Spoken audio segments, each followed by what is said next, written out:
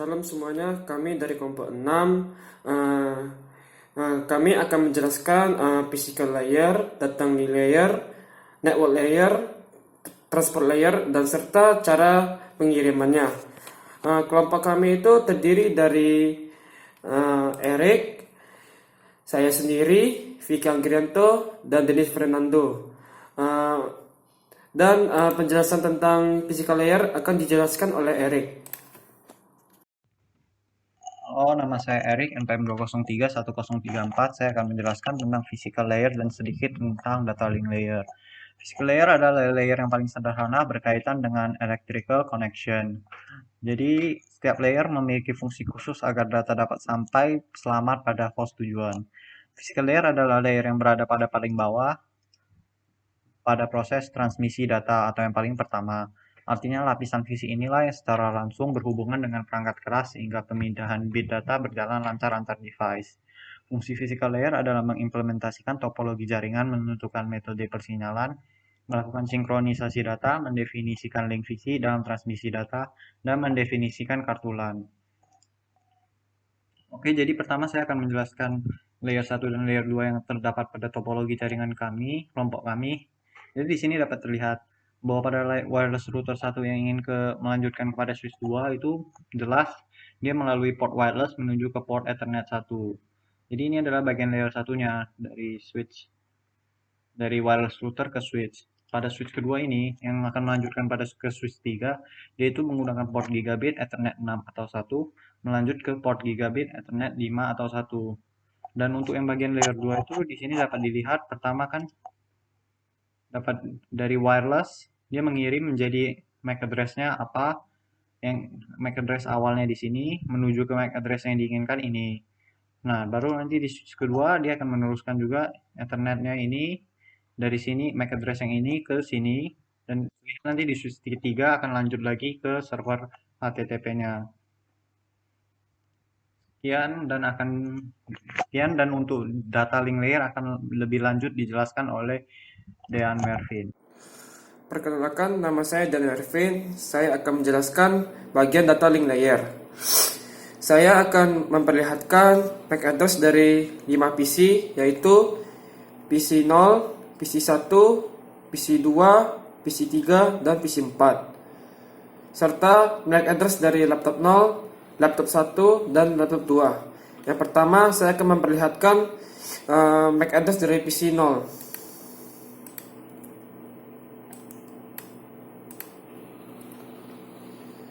Terus MAC address PC yang pertama.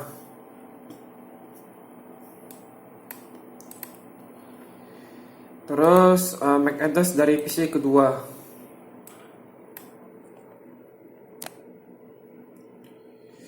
Terus MAC address dari PC ketiga.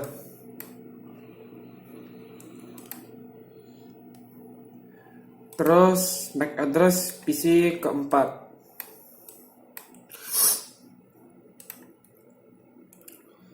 Terus MAC address laptop 0.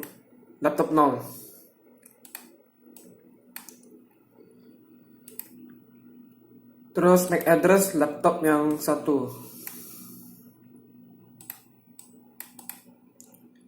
Terus MAC address dari laptop 2.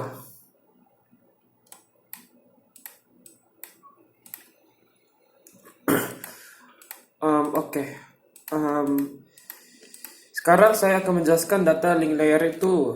Data link layer itu apa sih? Data link layer itu adalah layer kedua dari 7 layer di model OSI yang fungsinya sebagai untuk mendeteksi kesalahan serta mengendalikan aliran data dalam jaringan. Apa tujuan data link layer itu? Tujuan data link layer itu yang pertama adalah bertanggung jawab. Data link layer itu bertanggung jawab antara end-device communication. Yang kedua, data link layer itu mengizinkan layer yang di atasnya untuk berkoordinasi data link layer tersebut dengan data link layer lainnya. Dan yang terakhir adalah data link layer ini bisa mendeteksi apabila ada kesalahan dalam jaringan. Yang misalnya kalau apakah ada error yang terjadi di layer tersebut. Kalau ditemukan error, maka ia akan menolak dan membuang paket tersebut. Sekian dari penjelasan saya mengenai data link layer. Terima kasih. Halo, nama saya Vicky dan saya akan menjelaskan mengenai network layer. Network layer atau lapisan jaringan merupakan layer ketiga dari proses transmisi data. Fungsi penting dari network layer adalah yang pertama menentukan tujuan data. Yang kedua, mendefinisikan alamat IP. IP merupakan nomor unik yang dimiliki suatu perangkat dalam jaringan internet. Nomor-nomor IP yang ada pada topologi kami adalah seperti 192.168.429. Kemudian fungsi yang ketiga adalah melakukan routing. Kemudian untuk contoh dari network layer.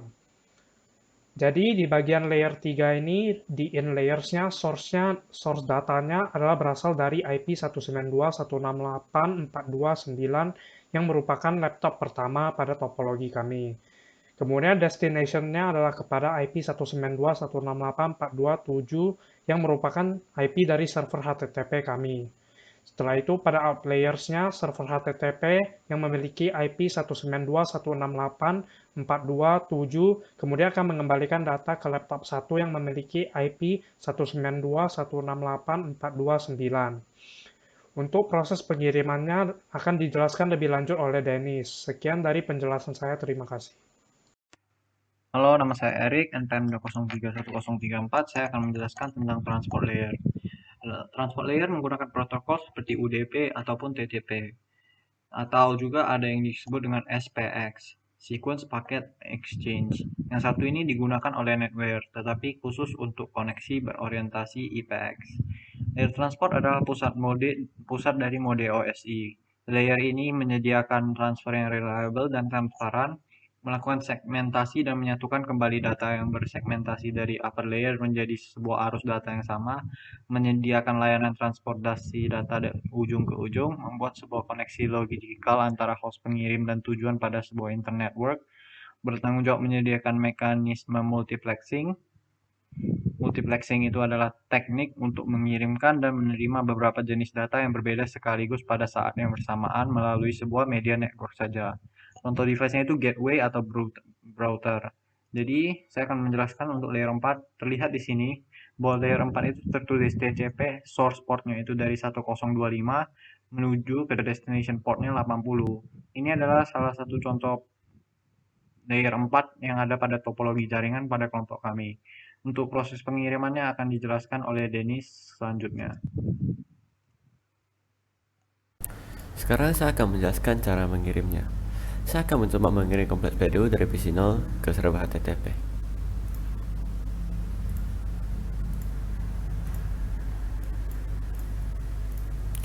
Destination IP address-nya itu yang server HTTP.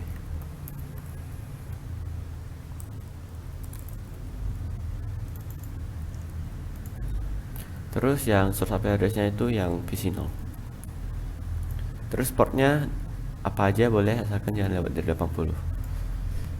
Type-nya 0 itu, PDF, terus play.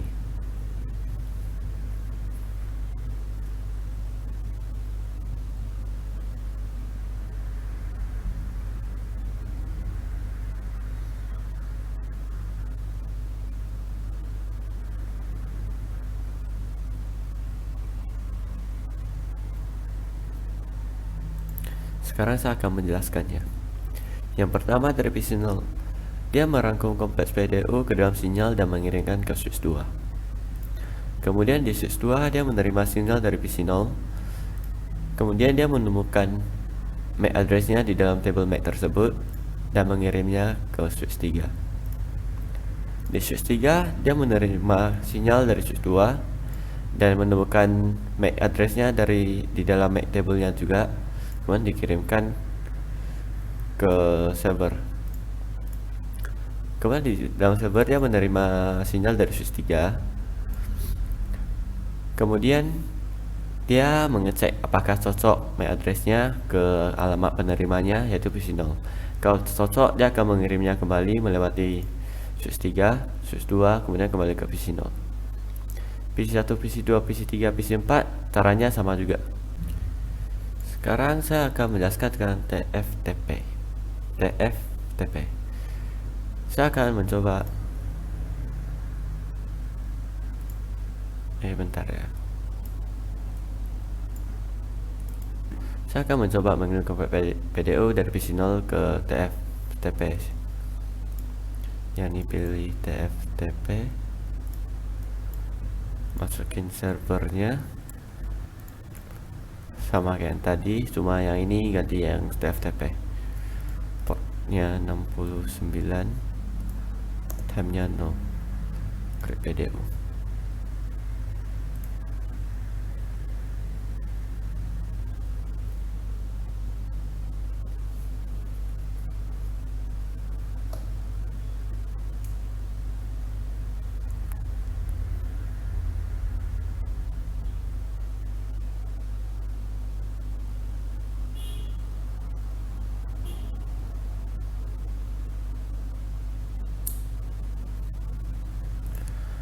Prosesnya hampir sama yang HTTP. Dia mengirim ke switch 2, switch 2 mengirim ke switch 3, switch 3 mengirim ke server. Kemudian kalau sama, dia dikembalikan lagi ke switch 3, switch 2 PC0. Yang membedakannya cuma di switch di FTP ini dia memakai UDP. Kalau di HTTP dia menggunakan TCP. Itu aja dari saya. Terima kasih.